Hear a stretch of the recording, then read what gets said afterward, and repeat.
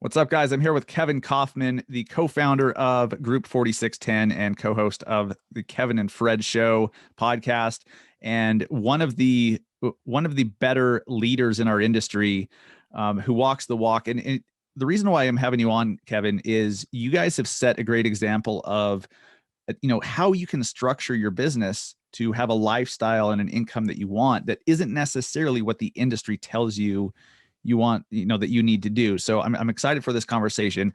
Welcome back to the Massive Agent Podcast for the second time. How's it going, man? Thanks, man. Glad to be back. I appreciate it, and stoked to have this conversation. Absolutely. Absolutely. So, okay. So 3.5 years ago, I switched to EXP Realty. I believe you guys did just prior to that. Just Uh, after, we'll be oh, just after yeah, June of June. Okay. 18 was when we made the switch. Oh, okay, cool. So yeah, I was in May, and then I heard of you guys, but I didn't know you, hadn't met you yet, and I was like, well, that's a giant team, and that they have a team in a few different states, and you were with KW at the time. And once you came over to EXP, it got my attention, as it did the industries. Inman did a piece about your switch and everything. But what I wanted to talk about today is not just, I want to talk about how to build the team the way you have, but then how else can you structure it? Because you guys, I assume, have made some dramatic changes for the better since leaving KW. Otherwise, why would you have left? Um, Yeah.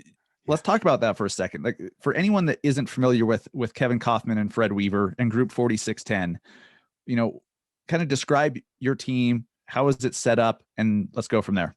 Yeah, happy to do that. Yeah, maybe it makes sense to kind of work backwards a little bit at first. So Yeah. Fred and I started working together February of 2008. So go back, think about the market was like basically the polar opposite of what it is today, right? So Oh, in yeah. Phoenix, I laugh. I mean, there was like 55 to 60,000 homes on the market. There's like 4,000 homes on the market now.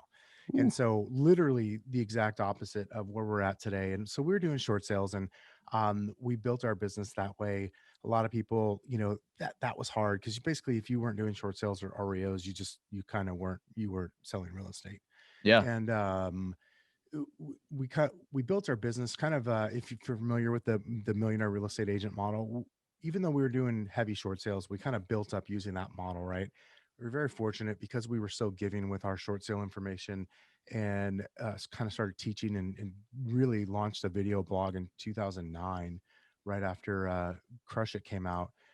Kind of opened up a lot of doors, and we kind of had access to all these mentors and stuff we probably otherwise wouldn't have had access to so early. All that to say, we kind of built a very traditional real estate team. And it's funny, you mentioned kind of some of the stuff that we've structured since we've left KW, but we were always searching for that. And to emphasize that point, except it was a giant mistake, was in 2012, we had a fairly decent sized team. It was growing. 2012 to that point was going to be our best year. I think we closed 219 homes that year. And Fred and I took jobs to go run a region Hmm. for Keller Williams Realty. So like, they had like 20 franchises in Colorado. And so we went to go run that region, and then quickly got reminded why we could never be employees, and how we're not good at that. And so we quickly, stepped down and went back to running our team. But at the same time, it's the end of 2012. The market has shifted in a big way. And we were terrible leaders from that standpoint in our business, and everything kind of came crashing down, right? But I share that part of the story to go, we were looking for something different and better back then too. We didn't really quite know what to look for. So I'll fast forward a little bit here. We ended up expanding. You mentioned selling real estate in multiple states. We ended up expanding into Denver, Colorado in September of 14, and then way beyond Denver into a few other states and cities around the country, and found ourselves just, I don't know, feeling trapped. You know what I mean? Like, we kind of built a business that was like a trap. We had made a big shift in our business a couple times over the years. First of all, shifting away from short sales, or not really away, but the market shifted away. And then for a portion of time, we ran a model that was like where we had salaried agents on the team, and then we ran a model where we shifted to, again, this is kind of the first iteration of us going, well, what do we want from our business lifestyle wise? And I wanted to be further removed from having to sit in anyone's living room ever again to take a listing in order to make money. So we kind of went to this like what I call sales agent model, where we let our agents on the team take both buyers and sellers. And then that kind of evolved into the expansion thing. And then we just found ourselves in the end of 2017, or actually early 2017, going, not so sure this is where we want to be or what we want to do. And as you mentioned, or we mentioned earlier, 2018, we made the move over to EXP, um, because we realized the path we were on at KW, while great for KW, wasn't so great for us, and it wasn't so great for where we wanted to go. And it was, we were just looking for something different. And so we made the move over to EXP, and we'll sell 300 and I don't know, 320, 325 houses this year, mostly in the Phoenix area. We still have some expansion. Like we still sell real estate in Denver and in Nashville, which were our two first expansions. And then also San Luis Obispo, California, where we started selling real estate 4 years ago now, I want to say. And so we still have some expansion, but the vast majority of, like, 200 of those transactions, maybe 225, will be in the Phoenix area, and the other 100 or so will be spread out between the other three cities. But we focus a lot more on growing our residual income through revenue share at EXP, and still, obviously, we still sell a lot of real estate, but it's not our main and primary or sole focus anymore these days. Interesting. Okay. So a couple points I want to hit on. And guys, I am not having Kevin on to make this like the EXP podcast episode, but I really want everyone listening to understand like what other options are out there, so that if that fits what you're trying to build and it fits the lifestyle that you want for yourself and your team, if you have one, you know what other options are out there. And by knowing what other options are out there, I don't see any downside to that. So please have an open mind with this. Like, stay with your brokerage, do that. That's fine. But I want you to at least understand how some other major top producers, selling 300 to 400 homes a year, like how they've changed and how they've iterated over the years. And sometimes that means leaving your brokerage. Sometimes it doesn't. It all depends on what you want. So please keep an open mind. The first follow-up question to that, Kevin, like why, well, first off, it's interesting that you are following the path that you thought you had to follow, following the MREA Mhm. model, then the expansion team model, and KW kind of pioneered that, correct me if I'm wrong, but like they were No, like, definitely. here guys, and didn't they really cultivate it and kind of encourage it? But you went down that path, you start growing, and from the outside looking in, you're probably killing it. Like most, the industry is probably like, wow, those guys are dominating. But internally, you're like, we're not too stoked about this.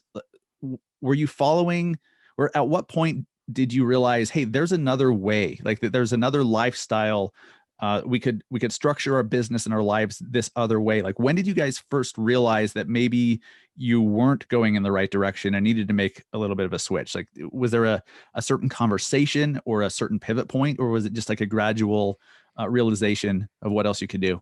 Dude, that's a great question, because there was kind of a couple different things. Like, so number one, the realization that we needed to leave Keller Williams was one thing. Mm, Um, a lot of my, I'm gonna use this term loosely, KW friends who think that we left, they're the story that they've been told, or that they tell themselves, is that we left KW to go to EXP. And the truth is, we spent a year trying to figure out what we were going to do next, right? Because what we did interesting. know is that model didn't actually fit where we thought we were going at the time, right? It didn't fit our business model, um, and what our future goals were. And so we kind of started looking around. um, EXP came into play, and you just made a great point in your kind of, in your disclaimer a minute ago, about being like, we weren't open minded to it. Like, so this is how slow we are, Dustin. Like, we were actively trying to leave Keller Williams for 9 months, 8 months, whatever April to December is. Do that math. And Curtis Johnson comes to us and he's like, "Hey, I think I'm gonna go to EXP. You guys want to come with me?" And no joke, like, Fred literally goes, "Hell no!" And I'm like, "Dude, yeah, dude, I don't think so. No." Because with their stupid logo, Yeah. right? This, Now, yeah. yeah, Oh, yeah. Because I'm so concerned about branding. right. But like, 7 months later, we find ourselves at EXP, and in that 7 months, that probably cost me, like, no exaggeration, just in the last 3 years, $3-4 million. I don't know. Mm, Like, when you look at all of the opportunity that we missed because of one decision to not be open minded, to explore options, and to just listen to what everybody around us was saying about what this opportunity was. So, and again, that's definitely not a pitch here either, but you kind of brought that up when you asked that question. So there was that decision, right? So then we finally looked at it, and it's not like we thought, hey, we're going to come over here and EXP is going to be the thing that allows us to be, financially free, if you will, or kind of build the income that we want or the business. We knew we needed a change. It was a better opportunity, clearly, and we believed because of the way the model is set up, we would be compensated at least to a certain level for our contribution. We had done a lot at Keller Williams. I mean, the other part of that story I left out was owned a franchise for a number of years, turned it around, sold it, and I made money. Don't get me wrong, but it was like it wasn't the thing, and Yeah. it wasn't life changing money either, and it wasn't going to be anything that changed future generations. And it was kind of a pain in the ass, to be frank with you. Yeah. So like we came over and it's just like, well, we've given so much to the industry, and maybe there's a way we can capitalize on that, maybe not, but either way we got to sell real estate, we need a brokerage, and we knew that we didn't want to own our own brokerage. And then as we saw it, then it was like, oh my gosh, there's actually a really big opportunity, and we wanted to take advantage of it, right? And take it because um we felt like it was a pretty amazing opportunity, all things considered. I knew that people had made, become millionaires through KW's profit sharing, who had joined back in in the 80s and early 90s, late 80s, early 90s. I knew that some of those people had become millionaires through that, when it was like really actually still an opportunity there. And so I was like, okay, the EXP is still relatively small, and it still is. I mean, you and I recording this today. There's only 50,000 agents in the U.S. Maybe 55 worldwide. So it's still relatively very small with Hmm. a huge opportunity in front of us. And I just went, well, we could do something there. I think we could do that. And then, as we got here, then I think it was like a series of things that happened that have helped us sort of imagine our business and what it's like, and to help us build it closer to what it is that we're looking for. So once you guys came over, was it the business model that made all the difference, or was it that in combination with the, other people you're now financially aligned with that can kind of like help guide you to build what you guys are trying to build? Like, why couldn't you have done that at KW? So the answer to the first part of that question is both, right? So it's Okay. it's it's both. The answer to the second part of that is sometimes I hate to say this because it's gonna sound so airy fairy. Sometimes you need to change the scenery. Like Yeah. I'm a big sports fan, right? I love sports. And sometimes you'll see a guy get traded, or sign a free agent deal with another team and they flourish, right? It's a Right. change of scenery.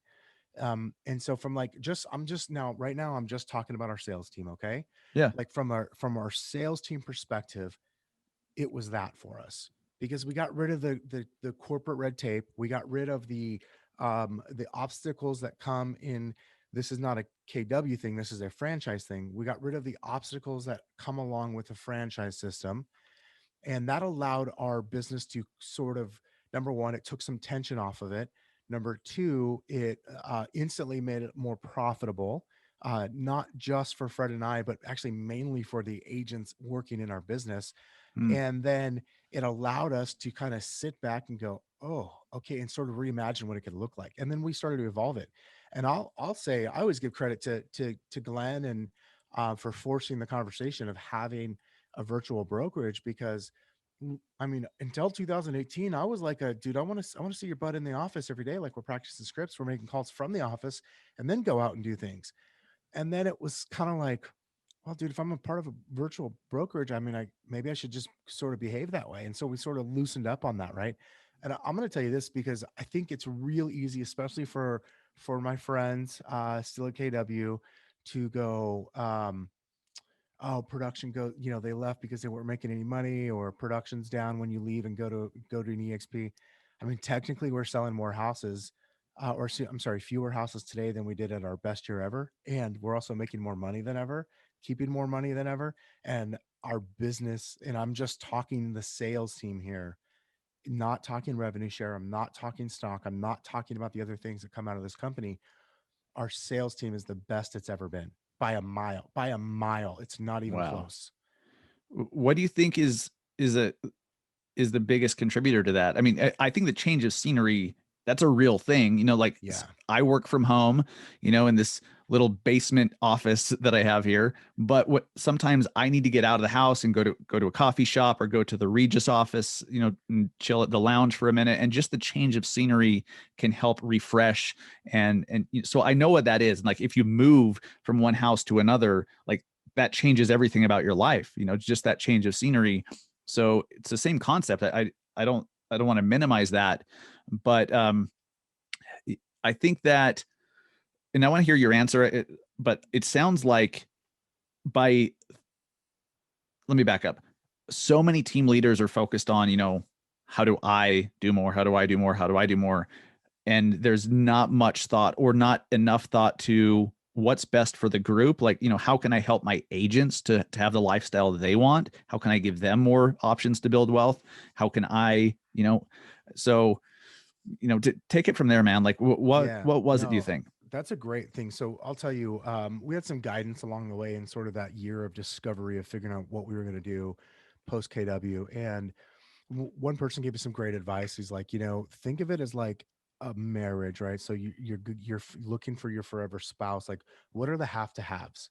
And Hmm. so we really like we wrote down the couple have to haves in a new brokerage, and one of those is our agents had to keep more of the money they were making. That was an absolute must have. Now there's other ways to do that. We could have gone to the low rent, low cost sort of small transaction fee model, but we know that that doesn't provide the opportunity as well. And so, one thing I'm a firm believer, and this may not be that popular, um, but in every business, there's a decision maker. In our business, there happens to be two, and I always want to consider, and I am always thinking about what's best for the people who trust us to lead them. And I'm going to make the decision at the end of the day because I am the one who's writing the check to pay the bills every month, right? Right. And so I believed through EXP's opportunity with the stock and the revenue share for some, that worst case scenario, our agents would keep selling a lot of real estate and be better positioned in life financially a couple years down the road. 3 years in, I'm more right than I expected to be. Not because of anything I've done, but just because I saw it, I knew it would work, I believed in it, and I, fortunately had enough people that believed in me to kind of follow along. That said, what I didn't do, I want to be really clear about this. I didn't go to my team and go, "This is what we're thinking about doing. What do you think?" It was more of a, I vetted this. Fred and I made the decision, and then we went to our key people and said, "Hey, here's what we think. What do you think?" Let them share that. And then ultimately went to the other folks in our business and said, "What do you think?" Um, and by the way, the people that didn't like it, they didn't come. And that's totally okay. I Hmm. mean, like, I was okay with that. They were okay with that. And the people that trusted me from day one and still do, I can't do, Dustin, I get thank yous constantly from people in my world who have been with us. I mean, our retention is so high now compared to what it was like in the KW days. And not a shot at KW, but just the model overall, that it's more conducive to us keeping our team together. I get so many unsolicited thank yous for, quote, having the courage to make the change. Like, they all know, like, we Mm. were in Gary's top 100 and Gary's pirate mastermind group and had full access to Gary Keller at any time. He was our mentor for like 10 years. And that was valuable to a certain point. And then it wasn't valuable enough anymore. But it was still kind of like, we realized what we were walking away from. And so there's a lot of like unsolicited thank yous because you've changed the future for my family. And it's not, again, it's nothing I did other than make a decision.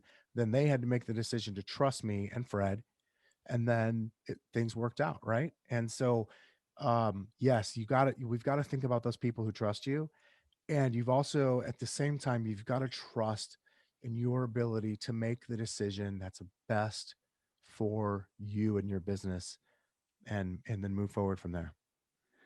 I want to kind of switch it up and ask you an interesting question. So, if you guys, what would you have done? Like, what would you have changed had you not chosen EXP and you decided to go independent or to some other brokerage? Once you guys had kind of hit that wall where you're like, we have to do something different. What are those things that you would have done different you're not at EXP, like, what are some of the changes you would have made? Because I want this to be super helpful for anyone who's currently running a team that loves where they're at. It makes sense for them, but maybe they just don't know what some of the other possibilities are for their business. Yeah. So the things we really explored were going independent, which we realized just was never really part of our dream. Like that was a drag. We actually started going independent and then stopped. Really? We created entities in different states. Actually, two of the brokerages up and running, and we're just ready to move over. And then we're like, whoa, stop. This just doesn't feel good, right? It doesn't feel like what we really want. Um, that said, we explored most other big brands, but because of our have to haves, most of them didn't fit. Our have to haves were it needed to be one brokerage per state because of our expansion model at the time. It needed to put more money in our agent's pocket. Like meaning they just need to they needed to be able to keep more of the money they were generating. And then number three, it had to be something that we could be left alone and autonomous, and we could plug in when we wanted. So those were like the three key criteria. And at some point, you know, everybody was disqualified from that except for EXP. Hmm. And so we just that's the route we went. We probably would have ended up at like probably just a lower cost, what I call like Section 8 or rent controlled brokerage because it's Flat free. cheap. Yeah, like low fat flat fee. We probably would have ended up in a rent control brokerage for sure.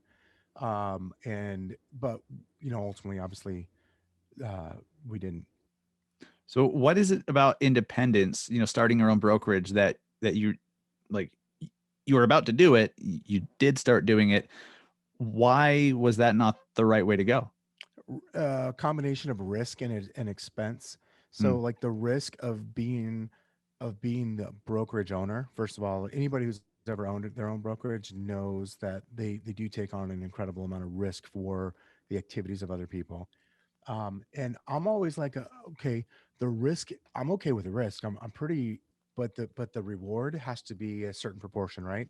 And so it just didn't. It just didn't. And like I'm never a it's got to be my name on the sign type of guy. In fact, my name's never been on the sign, right? Except for like my first three or four real estate signs ever when I Yeah. first got licensed. So it was never like an ego thing of like it needs to be my brand.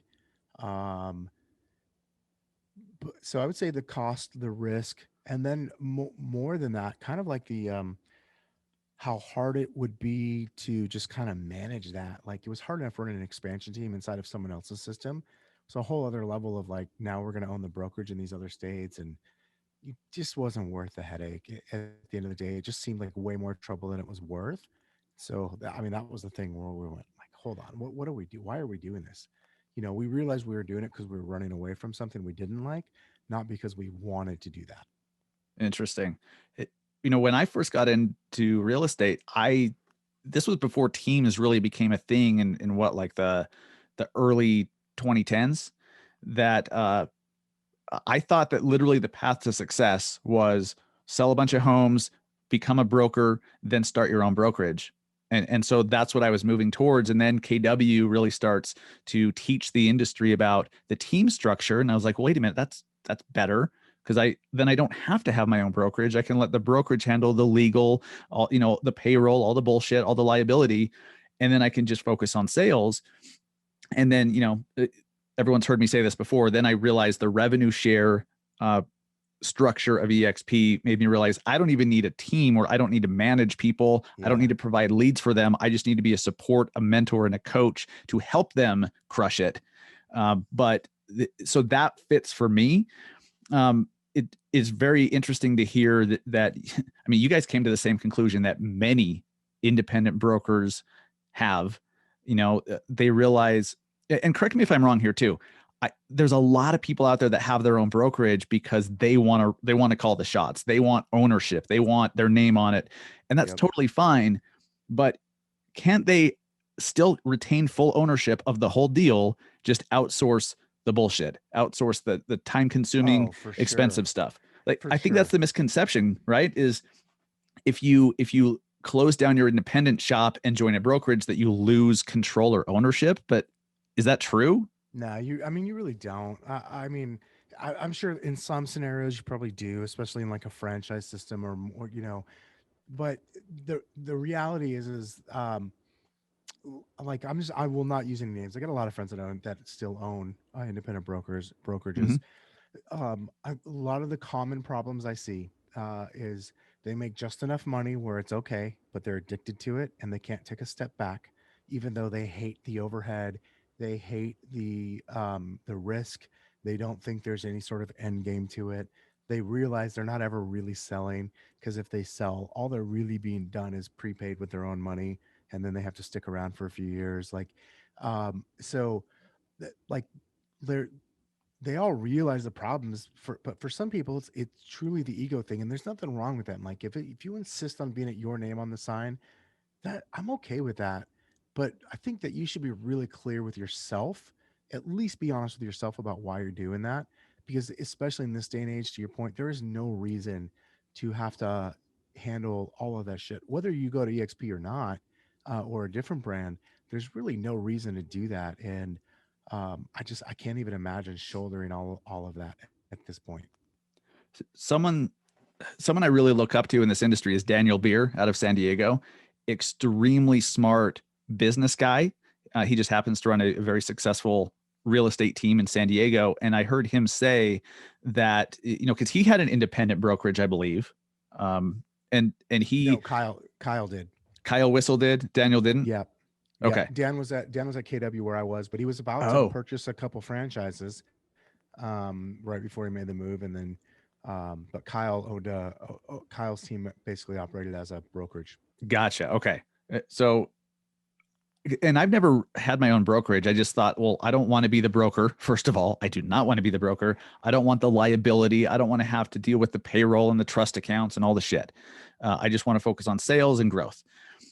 So Daniel Beer was talking about how in this day and age, it's just so damn inexpensive to have someone else, like the company, Yeah. handle the legal and the payroll and the liability and outsource all the stuff that literally nobody wants to do.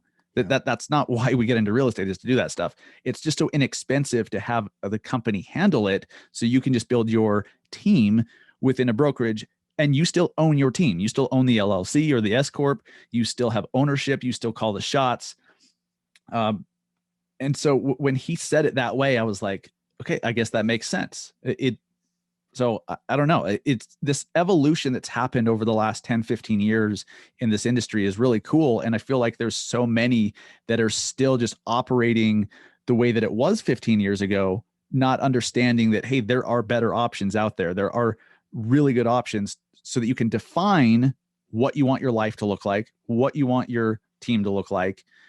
And they're why do you think people are so resistant to make a switch and make a change? Couple things. Number one, we know what we know, right? We get familiar with it. Right. In some cases, because people we look up to and trust tell us something is one way, and so we just start to believe that. We think this one thing is bad because they told us it was bad, or we think this one thing is good because they told us it was good, and I trust them.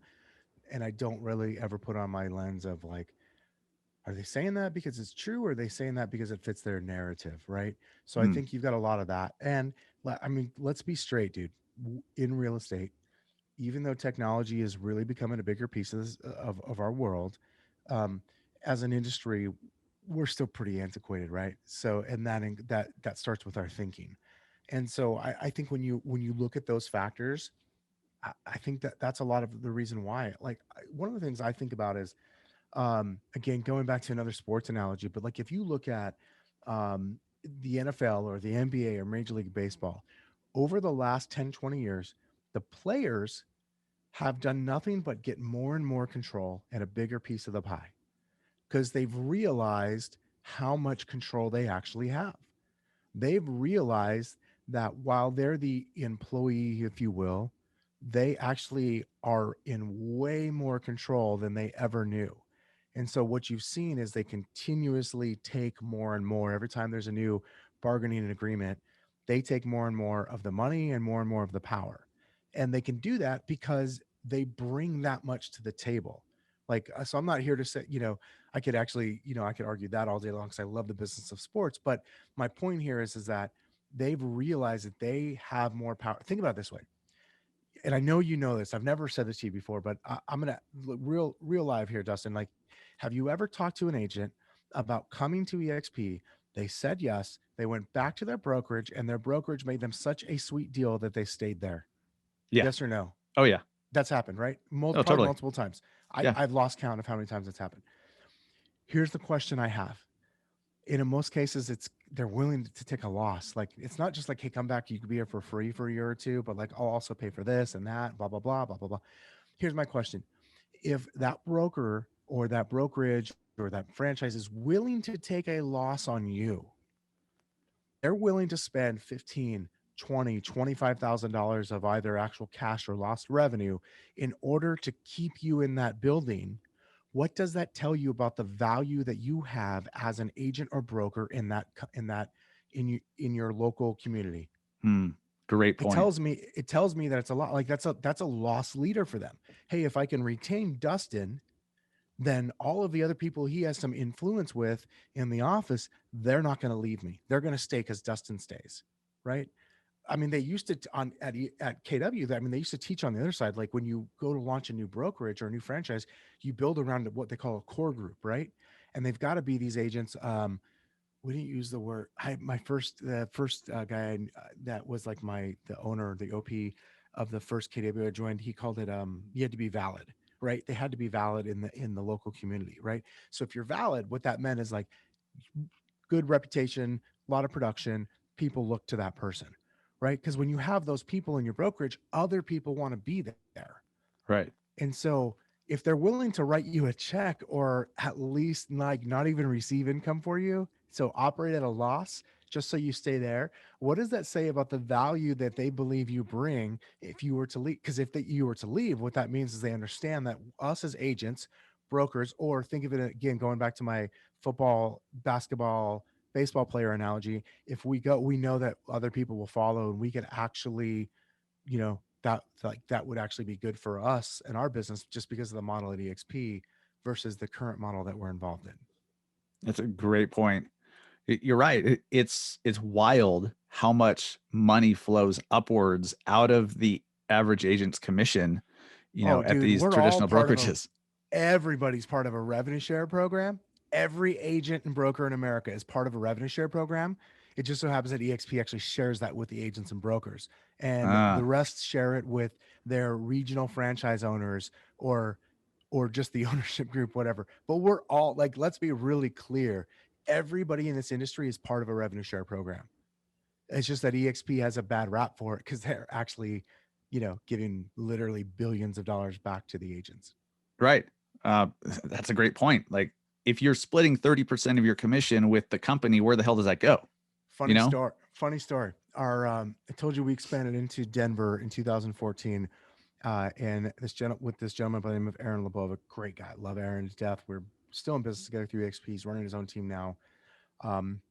But right after we left EXP, Gary Keller was trying to recruit him back. Flew him to Austin, offered him a lot of money to leave and to go back for the story of like, I don't want to be part of the EXP with those guys. I want to be at KW, blah, blah, blah. Yeah. But here's the punchline. Aaron could be a little combative too. And he was like, Gary kept saying to him, this is a one-on-one meeting. Like, what is it about EXP and revenue share? Just, blah, blah, blah, blah, blah, blah.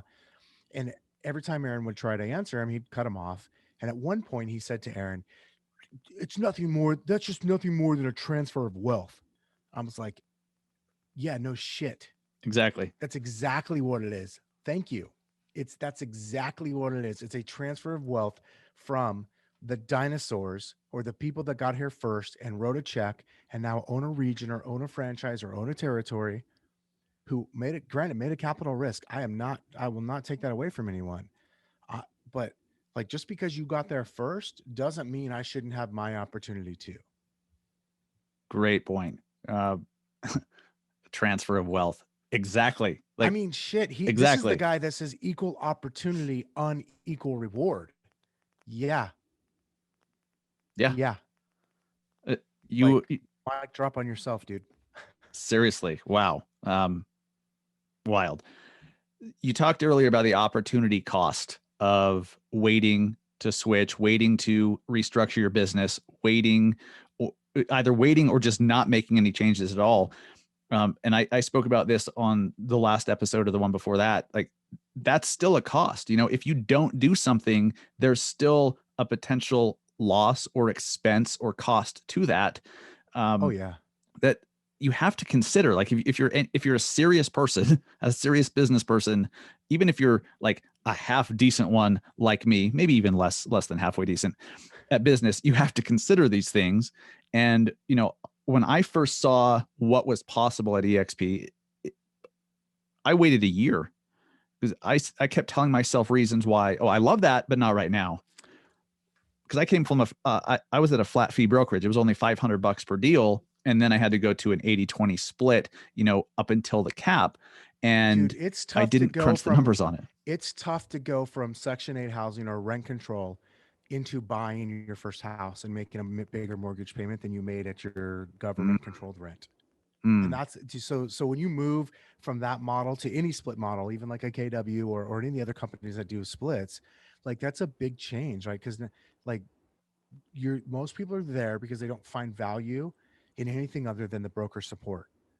And that's just one small part of the overall real estate brokerage, experience. that's right. It took me a year, before I understood cost versus value, because I was only focused on the cost of doing a transaction. I didn't understand the value that a brokerage can provide, because mine didn't. I did get .loop premium, so I did get that.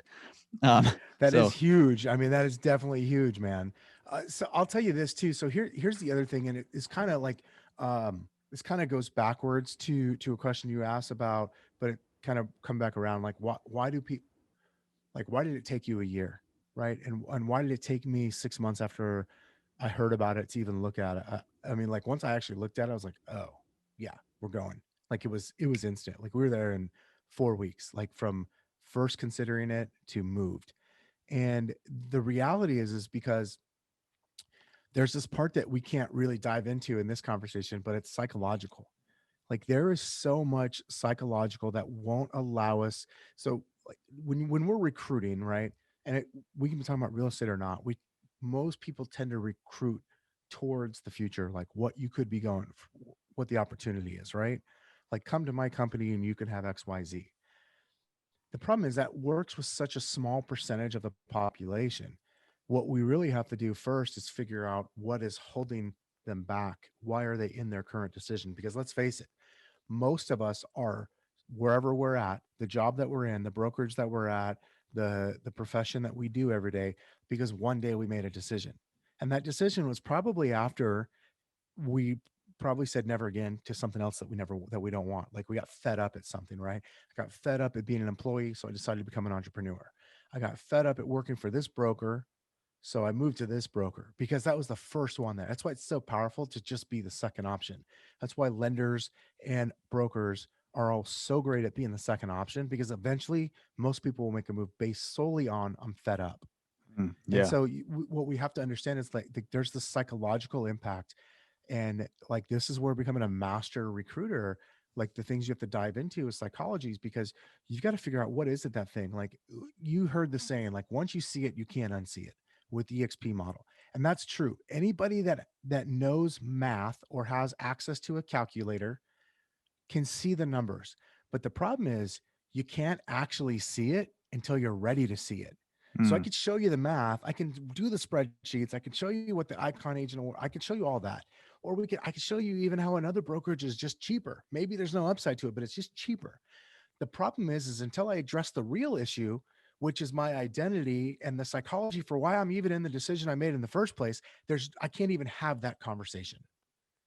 And right. that's the real problem. So the only thing you can really do is you can either get really great at psychology and kind of figuring that out and touching on those pain points and helping people move past that, and or you could be the second option. And both of those are hard. It's long, hard work to change. It's like going from someone who's only worked with buyers to becoming an amazing listing agent. It's a skill you have to add. Great points. For me, I it took me about 9 months maybe a little more before I really had an open-minded look at what EXP was all about. And so like, if you guys are listening and you're looking at somewhere else, or you've been told to look somewhere else and you're just not, what's the downside in looking? Like, I don't understand that, but I know that there's psychology at play where we have our team jerseys on, or we're busy and we're like, I can't even wrap my head around, another client, let alone like switching brokerages. Like, I understand that, but this is a real thing. You mentioned the opportunity cost that you had. From my best calculations, most of it's stock, some of it's revenue share, and then there's some in there for how many more homes I would have sold with the tools I have now. Waiting that year probably cost me about $1.5 million from my best estimates. Easily. Absolutely.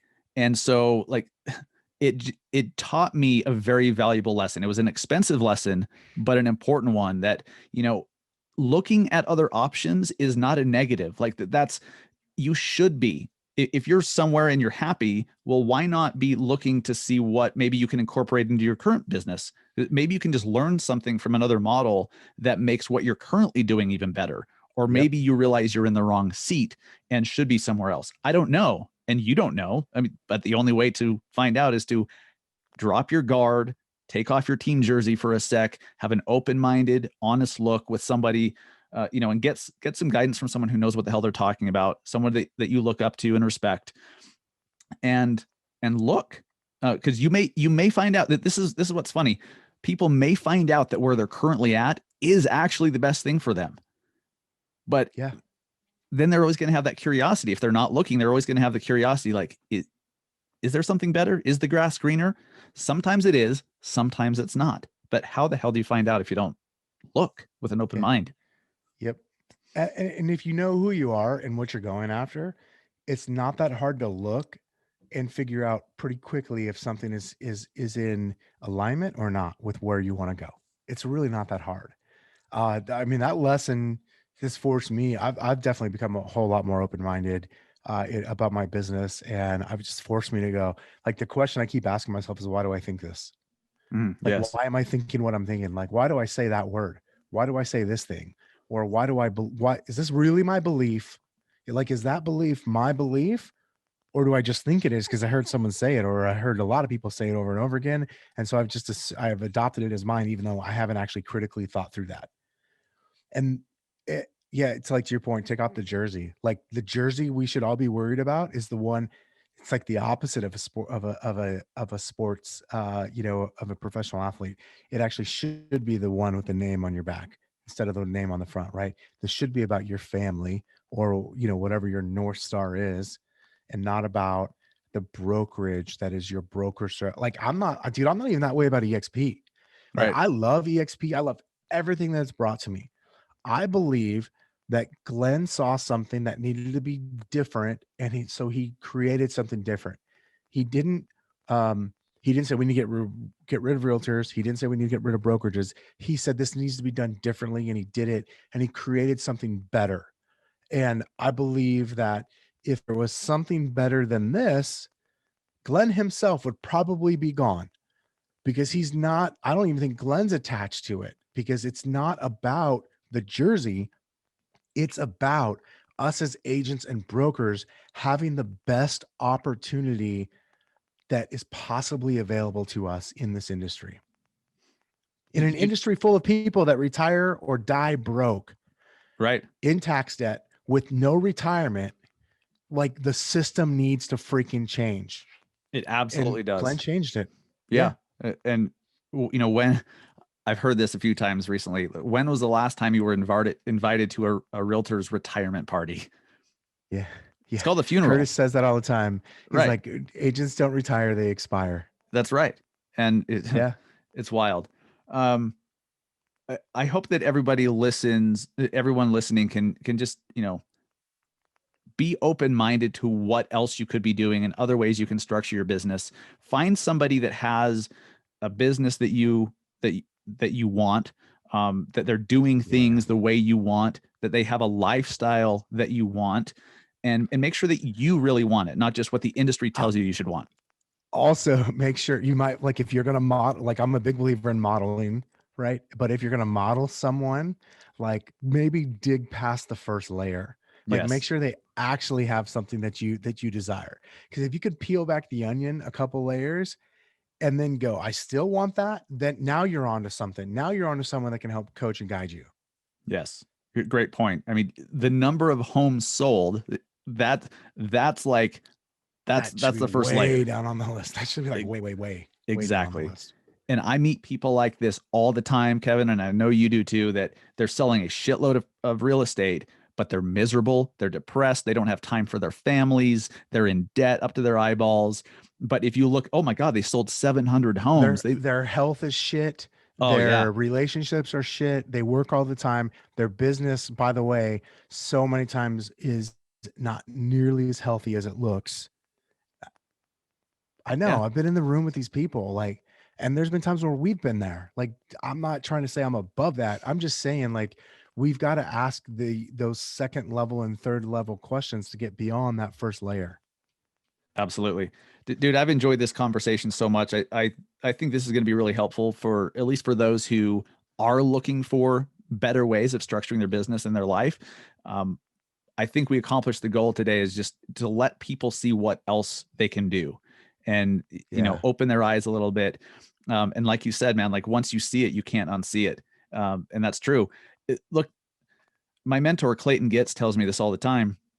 And I hear him say this to other people. He's like, look, if you can show me like a different way that agents can do business, a different structure that's better, I'll go with you. Like I'll follow you tomorrow. I'm in. Yeah. Yep. I'll And sign up today. Yeah. absolutely. It's, it is what it is. So having that open mind is absolutely crucial if you really want to have the lifestyle that that you seek. Not just the Yep. income, not just the number of homes sold, because sometimes those are not even that important if you're looking for a certain lifestyle. Kevin, I know we got a hard stop here in a sec. I want to blow through these rapid fire questions that we do with our guests. They're either or Cool. questions, pick one or the other, and then we'll wrap it up with letting people know where they can find you and hear your podcast and learn more about how you guys are doing business. All right, my friend, Facebook or Instagram?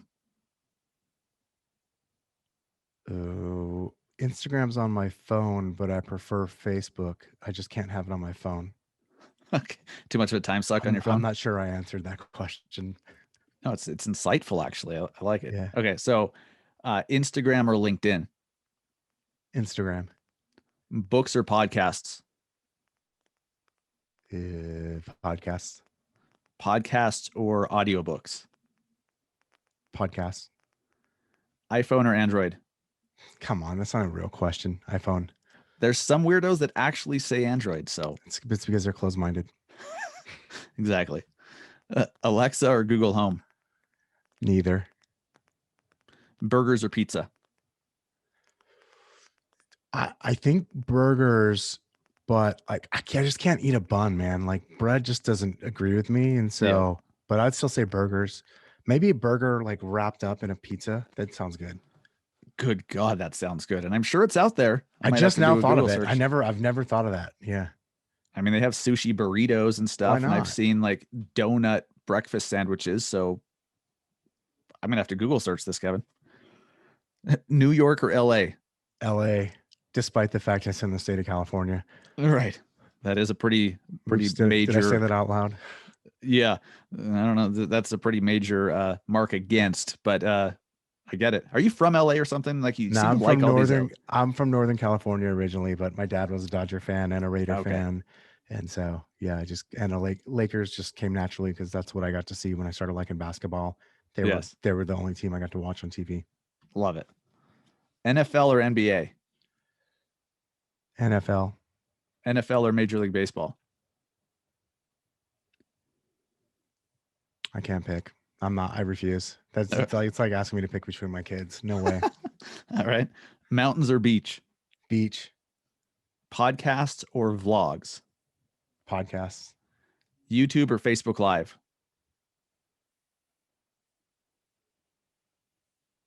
Facebook Live.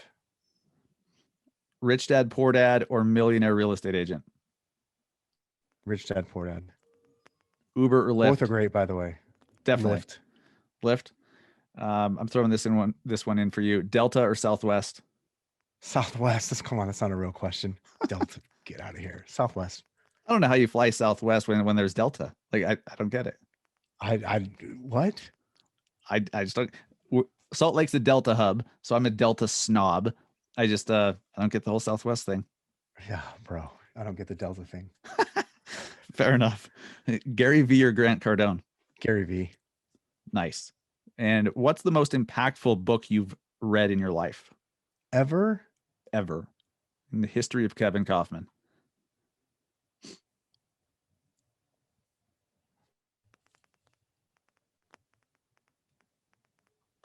Man, this is some pondering. Yeah. Recently, it's Average Sucks. I can't give you one, dude. Recently, it's Average Sucks.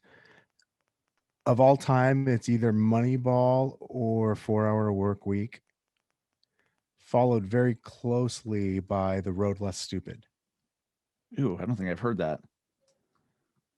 Who? Okay, I'm gonna look that up. Keith The Road Cunningham. Less Stupid. Yeah. Nice. Awesome. Kevin, where can people find you? Where can they learn more about you and see what you guys are up to? Best place is our podcast, The Kevin and Fred Show, or on Facebook inside of our Facebook group called Next Level Agents, or on Instagram. We should probably just drop the handle or something in the notes, but Instagram, Kevin and Fred or Kevin Kaufman. Absolutely. We'll have all of that linked in the show notes or the YouTube description, wherever you're listening or watching. Kevin, man, I appreciate it so much. Great conversation. I learned from it, and I hope everyone listening did as well. Yeah, man, my pleasure. Looking forward to wrapping again. Absolutely. All right, Talk to you soon. See you soon.